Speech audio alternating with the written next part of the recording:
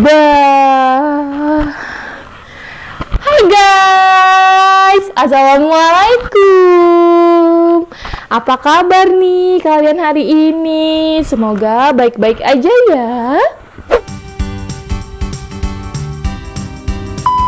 Nah, so guys, hari ini aku mau ajak kalian nih untuk sharing tentang masalah perjuangan aku mengasihi anak aku. Jadi sebelum kita mulai, aku mau disclaimer juga ya. Aku mau disclaimer dulu kalau aku ini bukan dokter. Aku cuma mau sharing pengalaman aja. Siapa tahu dengan pengalaman aku, dengan aku sharing pengalaman aku ini bisa berguna buat orang-orang yang membutuhkan, yang lagi sama-sama berjuang mengasihi biar tetap semangat. Oke, sekarang sebelum kita mulai, aku mau flashback dulu ke belakang.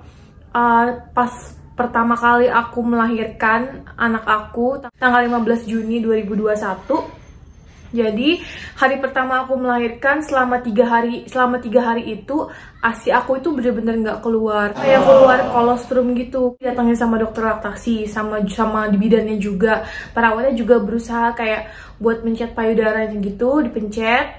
Nah pas dipencet itu ASInya nggak keluar, tapi mereka tuh di rumah sakit tuh tetap ngasih aku semangat. Ayo nggak apa-apa mbak, semangat, harus terus positive thinking, harus terus berjuang, harus terus berusaha. Gimana caranya supaya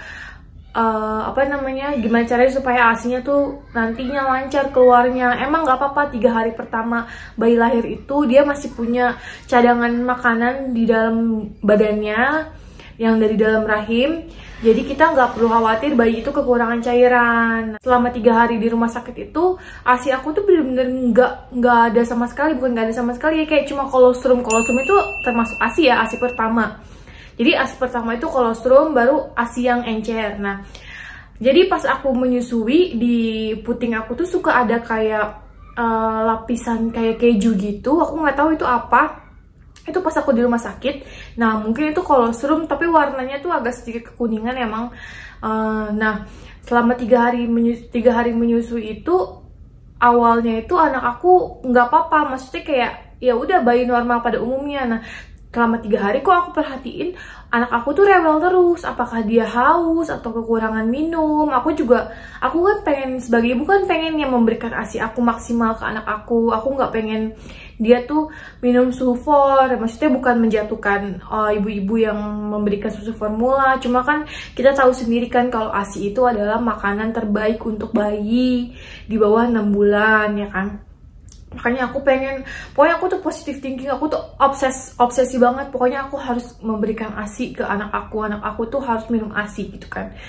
Nah aku sebelumnya juga, aku tuh pas setelah aku melahirkan, aku langsung diinfus pakai hormon oksitosin. Nah hormon oksitosin ini juga membantu untuk melancarkan atau mengeluarkan ASI ya.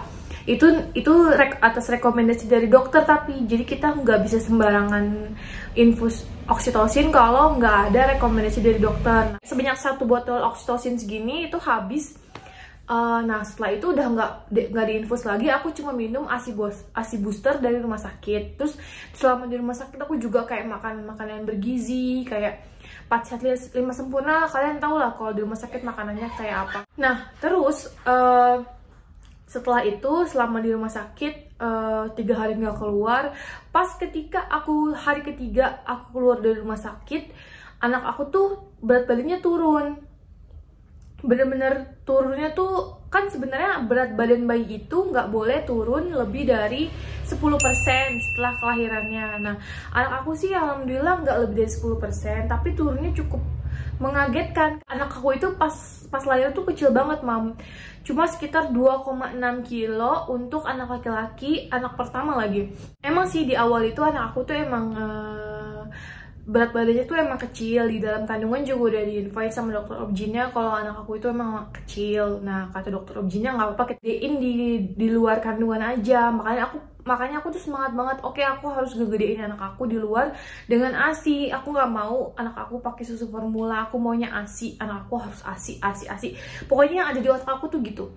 Nah Oke, kita balik lagi ke setelah aku keluar rumah sakit, anak aku itu berat badannya yang tadinya lahirnya 2,6 kilo, nih pas lahir kayak gini. Terus pas keluar rumah sakit hari ketiga itu turun menjadi 2,4 kilo.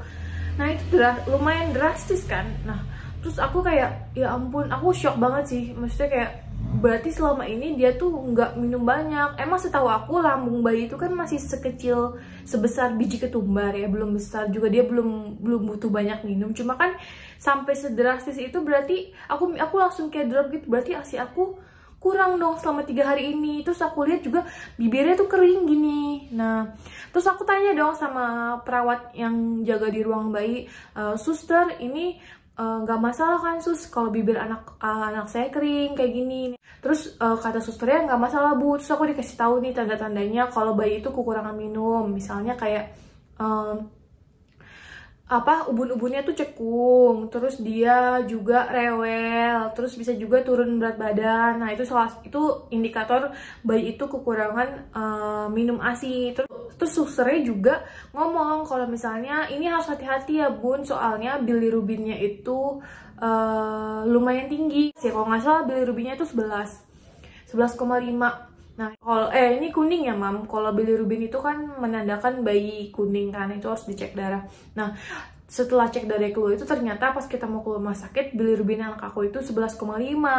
Nah, perawatnya itu wanti-wanti nih, hati-hati ya, Bun. Ini anaknya dijemur aja nanti ketika pulang ke rumah. Oke. Nah, terus harus banyak minum ASI juga supaya cepat normal lagi, nggak kuning dan jangan sampai bilirubinnya naik. Nah, kan salah satu faktor setahu aku ya, belajar dari pengalaman aku, salah satu faktor yang bisa menurunkan bilirubin adalah ASI.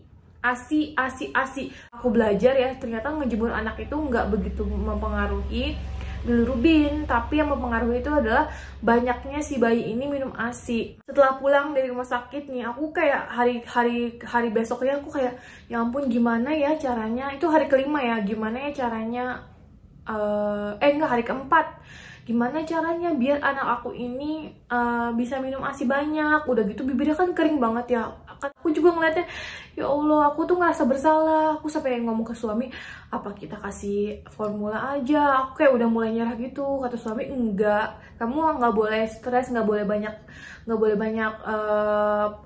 negative thinking. Pokoknya kamu harus happy, banyak makan aja. Apa yang kamu mau makan aja, pesen aja, GoFoodin aja, kata gitu. Terus juga kamu harus minum ASI booster. Terus aku juga nanya-nanya nih ke teman-teman aku, gimana sih caranya biar ASI banyak, yang udah berpengalaman. Oh, ada yang nyaranin aku untuk minum Blackmore. Terus kakak ipar aku juga nyaranin aku untuk minum Mom UU. Nah, sampai dia bawain aku ASI booster tuh banyak kayak Mom UU. Terus aku coba nih, kan temen aku bilang ASI gue melimpah nih, sampai banyak banget, sampai netes-netes. Terus dia bilang coba deh minum Blackmore. Gue selama hamil itu minum Blackmore dan itu lumayan ngaruh, pas produksi ASInya tuh lumayan banyak. Oh oke. Langsung lah tuh beli di apotek. Waktu itu beli Blackmore yang pregnancy and breastfeeding. Terus aku minum lah tuh. Aku juga masih minum kayak ASI booster dari rumah sakit. Aku juga sempat konsultasi sama dokter laktasinya di WA. Dok, boleh nggak kalau misalnya di compare nih Blackmore sama ASI booster dari rumah sakit? Oh, nggak masalah. Oke, akhirnya aku compare lah. Jadi pagi 3 hari sekali tuh aku minum. Pagi, siang aku minum, malam juga aku minum Blackmore-nya. Terus selama aku minum itu, wah, efeknya lumayan ngaruh. Besokannya nih, emang nggak langsung sih. Udah minum Blackmore nih hari keempat. Aku minum ASI booster pagi dari rumah sakit. Siang aku minum ASI booster dari rumah sakit. Malamnya aku minum Blackmore. Pokoknya aku mau ngabisin ASI booster yang dari rumah sakit dulu kan, sayang ya. Nah, besokannya aku mulai ngerasain manfaatnya dari minum ASI booster itu.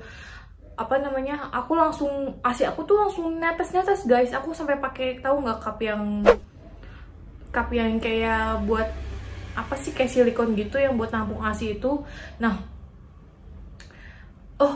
Nah, semenjak itu aku mulai positive thinking. Wah, tapi aku juga diimbangi dengan makanan ya. Aku juga makannya lumayan banyak waktu itu. Pokoknya aku tuh sampai naik berat badan. Biasanya orang habis melahirkan itu kan turun berat badannya. Aku itu malah naik guys, karena aku bener-bener kayak aku mau makan yang banyak biar anak aku cukup ASI, biar produksi ASI aku banyak, sampai aku tuh banyak banget makan. Kayak sehari tuh bisa 4-5 kali, bayangin. Nah, iya tuh. Nah terus selama aku pulang hari keempat itu anak aku tuh mulai menguning, guys. Aku tuh mulai worry banget nih, kok makin kesini anak aku makin kuning. Tapi kata suami aku, udah tenang aja, mungkin nanti maksimal 2 minggu hilang nih kuningnya.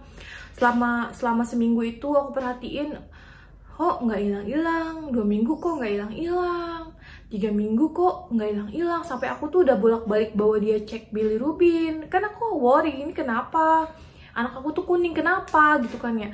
Padahal aku ngerasa ASI aku itu udah cukup, anak aku tuh udah cukup minum ASI, tapi kenapa kuningnya belum hilang gitu kan. Terus apakah ada infeksi atau apa, kan aku jadi worry banget kan. Terus aku kayak, ya ampun. Nah, oke, waktu berlalu selama sebulan anak aku lahir. Nah, sebulan itu kuningnya pun nggak hilang juga. Nah, terus aku konsultasi lagi nih aku ngobrol sama kakak ipar aku, juga konsultasi ke DSA lagi.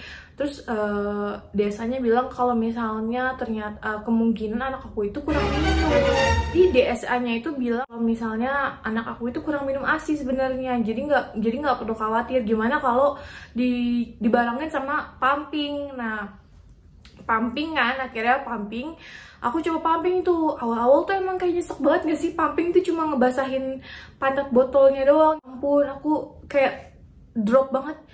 Aku ngeliat orang-orang sampai ASInya tuh kalau pumping tuh full, terus ASInya berkulkas-kulkas sampai sekulkas. Kayak, ya ampun, pantesan aja anak aku tuh kurang ASI, kurang minum ASI. Ternyata ASI aku cuma segini kan.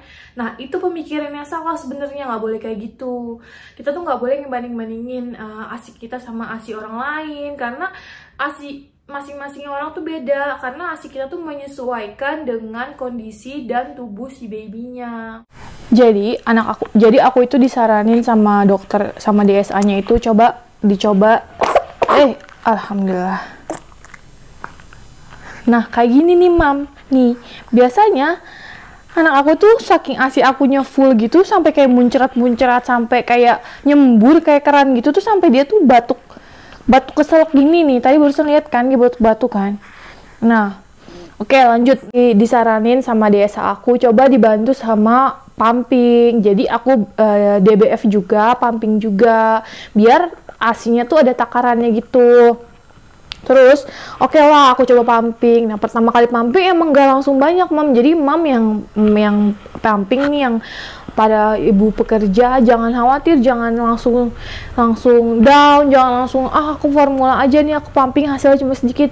Emang gak langsung banyak, Mam. Aku juga kayak gitu dulu awalnya pertama. Lanjut, aku akhirnya cari-cari nih, kayak aku cari-cari di internet, cari-cari di YouTube, gimana sih cara memperbanyak ASI. Aku minum booster udah, aku minum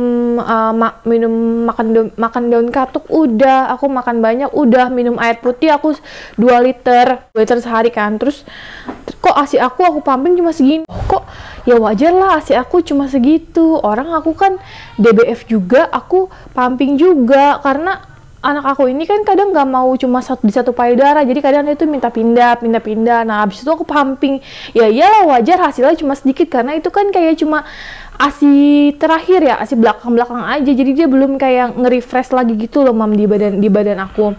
Jadi wajar kalau misalnya pertama kali pumping tuh ASInya sedikit. Nah, jadi Mam nih yang kerja atau yang mau pumping, jadi jangan langsung down ya kalau misalnya pas pumping tuh ASInya cuma sedikit. Nah, akhirnya aku udah cari literatur di mana-mana. Oh, ternyata ada nih caranya buat menambah suplai ASI. Ada cara namanya power pumping. Nah, si DSA-nya ini juga menyarankan aku untuk power pumping. Jadi kayak metodenya gini, misalnya aku pakai 2 alat pumping kan. Nah, aku pakai 2 alat pumping, jadi 20 menit aku pumping, 10 menit aku istirahat, terus lanjut 10 menit pumping, 10 menit istirahat, terus terakhir 10 menit pumping lagi. Jadi gitu ya, Mam, metodenya ya. Aku pakai metode power pumping yang kayak gitu.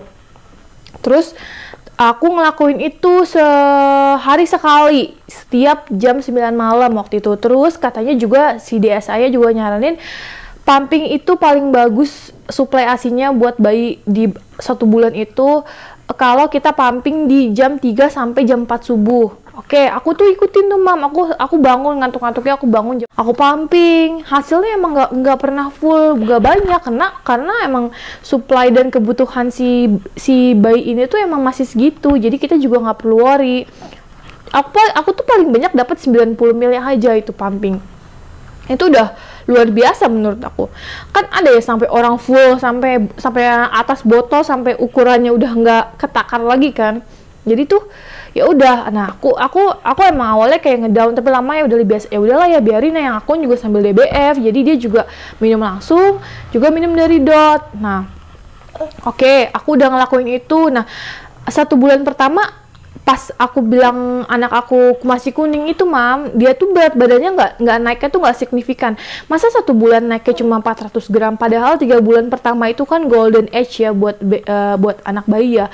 Jadi penting banget berat badannya tuh naik di atas batas minimal ya. Kalau nggak salah 1 bulan itu minimal 800 gram untuk anak bayi. Nah sementara dia tuh baru setengahnya. Gimana aku nggak makin worry? Udah berat badannya kecil, kuning, waktu itu berat badannya cuma berapa ya Allah, dari 2,4 cuma naik 400 gram 2,8 kan. Terus masih kuning, ASI aku sedikit, itu gimana aku stresnya, coba bayangin. Aku ngurus dia juga sendiri, kurang tidur, terus aku juga kurang istirahat.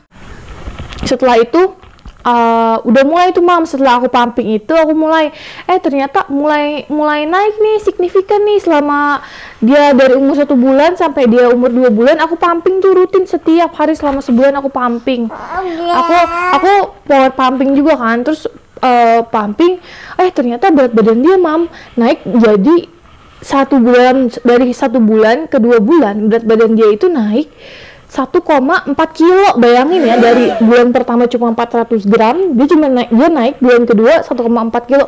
Itu kayak ya ampun, alhamdulillah banget. Jadi kayak nebus yang 1 bulan pertama yang dia berat badannya naiknya tuh nggak signifikan kan. Nah aku mulai seneng tuh, ya ampun, alhamdulillah, berarti ASI aku udah mulai banyak. Usaha aku nggak sia-sia. Aku juga tetap minum Blackmore tuh. Aku minum Blackmore sehari sekali aja setelah 1 bulan itu kan. Pas dia 2,5 bulan ternyata dia tuh mulai nggak mau ngedot. Mungkin dia udah mengerti bedanya puting ibunya dan dot kan beda ya. Nah terus dia dikasih dot tuh nggak mau, sampai ASI aku tuh banyak yang kebuang karena udah lebih dari 2 jam udah diangetin kan. Dia nggak mau minum lagi. Oh ya udah, aku tuh mulai stop pumping. Nah dengan aku nggak pumping, ASInya tuh bisa tetap banyak atau enggak. Nah ternyata alhamdulillah berat badannya dia pas 2 bulan dia naik sekitar 1,2 kilo. Oh berarti emang produksi ASInya udah mulai naik, menyesuaikan dengan kondisi badan dia nih sekarang nih. Oke, nah akhirnya sampai sekarang nih mam, sampai sekarang aku udah nggak pernah pumping lagi. Aku juga udah mulai, berat badan aku udah mulai turun. Yang tadinya naik sekarang udah turun, udah mulai pelan-pelan turun, terus udah mulai kayak stabil lah gitu. Nah terakhir aku pumping itu sekitar 1 bulan yang lalu, itu lumayan banyak ya. Itu terakhir aku pumping ya. Nih fotonya nih, full kan. Jadi mam nggak perlu khawatir kalau misalnya ASInya sedikit ketika awal pumping. Itu memang disesuaikan dengan kondisi lambung anaknya. Oke. Nah jadi semakin besar dia ya, kebutuhan ASInya semakin banyak. Jadi ASI kita semakin banyak juga. Wajar kalau misalnya emang ASI jadi banyak gitu kan. Hasil pumpingnya juga jadi banyak. Nah oke. Nah aku cuma pumping itu sekitar 1,5 bulan aja. Jadi dari umur dia 2,5 bulan sampai umur dia sekarang 5 bulan ini aku udah nggak pernah pumping lagi. Dia full DBF sama aku, dan berat badannya pun tetap naik stabil ya, di atas 1 kilo. Ini ya mam, nih nanti juga aku kasih lihat before afternya, yang dia lahirnya kecil banget sampai dia sekarang segede gini. Dia berat badannya udah 8 kilo mam. Berat badannya udah 8 kilo ini dia nih, udah 8 kilo ini orang ini. Buat para ibu-ibu ibu baru ya, terutama ya yang belum pengalaman, jangan down, jangan stres, jangan merasa kecil hati kalau kita ngelihat hasil pampingan orang tuh banyak, sementara kita cuma sedikit. Nggak apa-apa mam, itu emang prosesnya kayak gitu. Jangan ngerasa kecil hati kalau misalnya hasil pampingannya tuh nggak banyak. Semua emang ada perjuangannya masing-masing, semua juga butuh proses, semua juga butuh usaha. Yang penting kita tetap semangat, tetap positive thinking, jangan nyerah demi anak kita, supaya anak kita bisa full ASI eksklusif 6 bulan, kalau bisa sampai 2 tahun yang dianjurkan sama Ikatan Dokter Anak Indonesia ya. So, thank you yang udah ikutin videonya dari awal. Makasih banget. Kalian suka sama videonya, jangan lupa klik tombol subscribe, like, comment, dan share video ini ke teman-teman kalian. Thank you for watching. Baby Ule mau bobo dulu. See you next video. Bye bye. Bye bye nak. Bye bye nak. Bye bye.